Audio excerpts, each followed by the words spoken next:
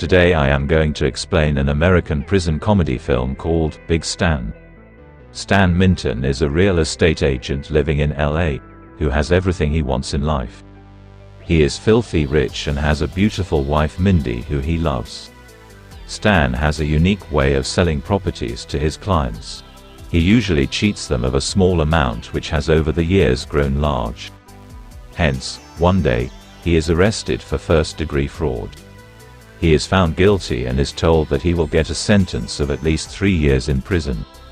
Desperate to find a way out, he asks his lawyer to bribe the judge. The lawyer does as told, but the conviction is absolute. By faking a charity event, he only manages to get Stan 6 months free time before being imprisoned. After the hearing, the lawyer suggests Stan take a long trip to Brazil to never return. But he cannot do so because all his assets have been frozen. Stan has no way but to live the next few months in fear of what is about to come. Starting that day, he does everything quicker because of the limited time. One evening, he is on a date with Mindy who wants to have a kid so she won't be alone when he is gone. Stan thinks the idea is absurd because they will have to give up the kid for adoption when he returns. He dreads the idea of having children, which creates a rift in his relationship with his wife. Mindy storms off after his comment while Stan drives to a bar at random. While drinking, he notices a man beside him with a tattoo about going to prison. He asks the guy for tips on prison life and offers him $100 to talk. The man starts by saying that the prison guards do not care about the inmates and their fights. The prisoners could kill each other, but as long as they don't escape they let you do anything. He also adds that Stan looks like someone who would most definitely be sexually violated by the inmates. Stan realizes that all the rumors about men turning gay in prison are true. He is weak and submissive, which makes him the perfect target. When the man suggests he get several tattoos to avoid being targeted, Stan shows him a tattoo of his mother on his arm, which clearly won't work. The man then advises him to join one of the groups in the prison. The groups are mostly divided into Nazis, racists, Mexican men, and African American men. But since Stan doesn't fit in any of those categories, his last resort is to kill someone so the inmates would be scared of him. The following morning, he wakes up with a hangover and thinks that he was dreaming. He is distressed when Mindy tells him he is still going to prison. To uplift him, she mentions his special quality is that he always finds a way. This encourages Stan and he makes it his mission to become an alpha in the next 6 months. Starting the next day, exercises every day and gets a tattoo on his behind to make it less attractive. He also joins a karate class, but is bored when asked to learn the basics. He challenges the teacher and gets in a fight with one of the kids, which results in him being thrown out of the establishment. This is when he meets an old man named the Master. He impresses Stan by breaking a hole in the wall with no effort. He is Stan's only hope to learn self-defense before going to prison. Hence, he brings the old man home to train with him. The Master starts living with him, much to Mindy's annoyance. On his first day of training, Stan is woken up at 5 in the morning by blood from an animal liver pouring on his face. Then, the Master makes Mindy blend ox pancreas and horse tongues to make a smoothie for her husband. His way of training is different and over the top. Some days he hits Stan with a flaming stick, while the other days he hangs him by his skin to test his endurance. He also feeds Stan a variety of weird food like scorpions and snakes. Mindy, who is tired of the Master smoking all around the house, asks her husband to get rid of him. That night, Stan pretends that they are being robbed and makes Mindy think she is about to be sexually assaulted.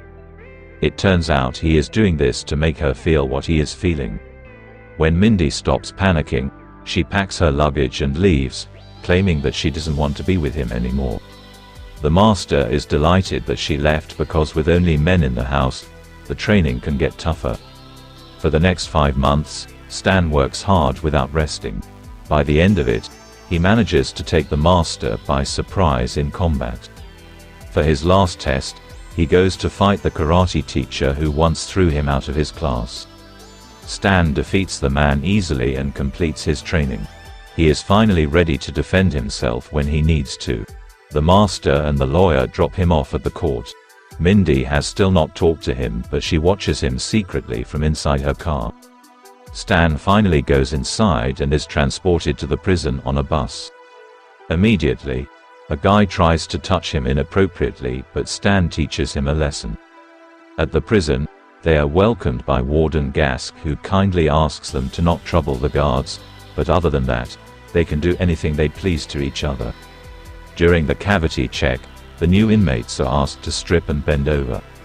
The guards are horrified to see Stan's behind that he has modified to make it look unpleasant. Following the cavity check, he goes to his cell and meets his roommate Larry.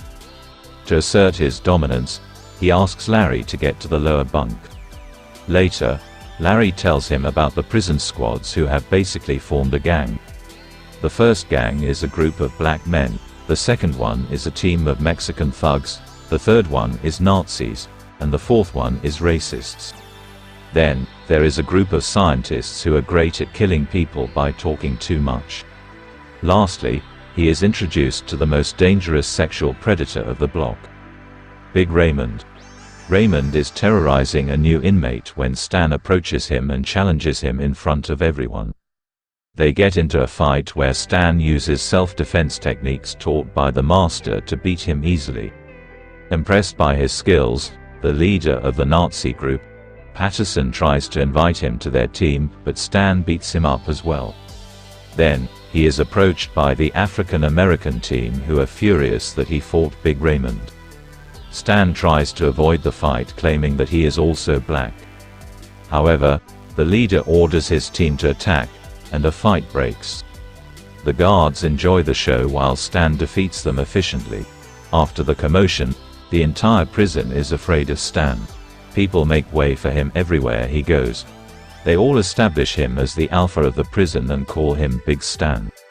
A young guy named Robbie, who he saved from Raymond earlier, comes to thank him.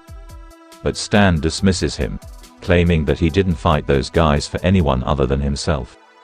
Later, Warden Gask calls Stan to his office and reveals that he pushed some buttons to get Stan in this specific prison. It turns out that Gask is planning to take over the prison property and build an estate. Since Stan is an experienced realtor, he wants his help to find out any flaw in the documents relating to it. In turn for his help, Stan is offered to be freed only after a year of imprisonment. The idea piques his interest and he agrees to help. He asks Gask how he is going to get rid of the prison, but the warden wants to keep that part a secret. In the meantime, the groups of inmates have joined hands to teach Stan a lesson. While he is showering one day, Patterson attacks him with a knife made out of a melted toothbrush and a razor blade. In turn, Stan brings out his nunchaku made of soap bars and a shoelace. He easily beats Patterson up and sends him to the hospital. Stan misses his wife desperately and wants to meet her. He contacts his lawyer to see if she has sent him the divorce papers. To his relief, she hasn't yet. After that, he begins to work on the warden's project. He is introduced to a Vietnamese mafia-turned-politician, Dang, who is Gask's partner on the project and is helping him sabotage the prison. Stan overhears them talking about their plan to get rid of the prison from the property. He finds out that they are about to make the inmates fight each other, so the guards shoot some of them. That way, the Board of Governors will have to consider closing the prison altogether because it is not being managed properly.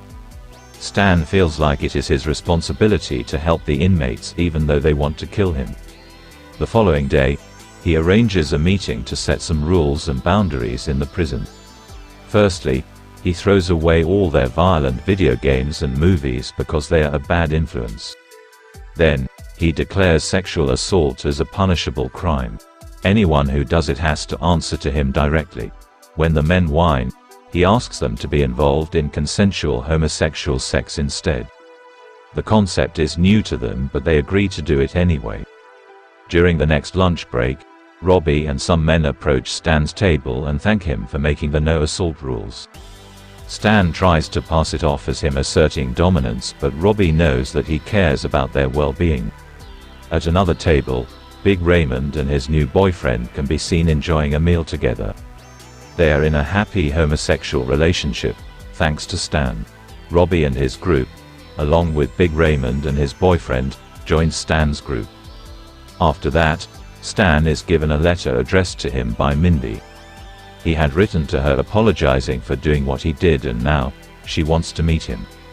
Over the next couple of days, if anyone gets into an argument, they come to Stan to solve it. Eventually, everyone starts liking each other and living in harmony. One day, Mindy comes to visit Stan, and the two make love. At the same time, Gask is informed about what Stan has been up to. The man is furious at him for solving the inmates' conflicts. Stan is dragged away in the middle of his special time with Mindy. Gask calls him out for trying to sabotage his plan and threatens to make Dang kill him if he doesn't follow their orders. The following day, Stan calls his lawyer to ask for his opinion. The lawyer suggests he do as told because Gask is a powerful man. After the call, Stan tells everyone that their problem is not his responsibility and they can go back to how they were before he came to the prison. Soon, the fights start to break out again. Robbie approaches Stan in the cafeteria, but he throws the poor guy's plate to ask him to go away. Even Larry is disappointed in him. He tries to walk away, but Stan stops him and asks him to stay away from the metal fence at noon. Larry realizes that Stan is being forced into doing something he doesn't want to do. He tells all other inmates about this and they start to plan something. Meanwhile, Gask arranges a meeting between Stan and the parole board to discuss his early release. While he is in the meeting, Gask shows the board of governors around the prison. He plans to execute the plan at noon near the fence. Since most of the inmates get into conflicts at noon, he wants to take the opportunity to kill some of them while the board members witness it. Stan pretends to be a horrible person in front of the parole board to get out of the room and alert the others to not go near the fence. He is stopped by Dang, who reveals that he has also been trained by the master. They get into an intense fight. Initially, Dang is proven to be more skilled, but Stan takes the lead and knocks Dang out. By this time, the inmates have already gathered in the field with weapons. The guards get ready to shoot them, but to their surprise, the inmates perform a dance number in a Mexican song. A frustrated Gask snatches a gun and fires randomly. The board sees this and is ready to take action against him. Before going down, Gask wants to kill Stan, but he is saved by Mindy. It is revealed that she had been training with the master for the past 6 months. The scene cuts to 3 years later. Stan has finally completed his prison time and is returning home. His fellow inmates wish them goodbye, and Patterson even gets a tattoo of his face on his belly. Mindy and the master come to pick him up with his 3-year-old daughter. Subscribe for more videos like this, turn on the notification, and leave a like to help the channel out. Thank you for watching.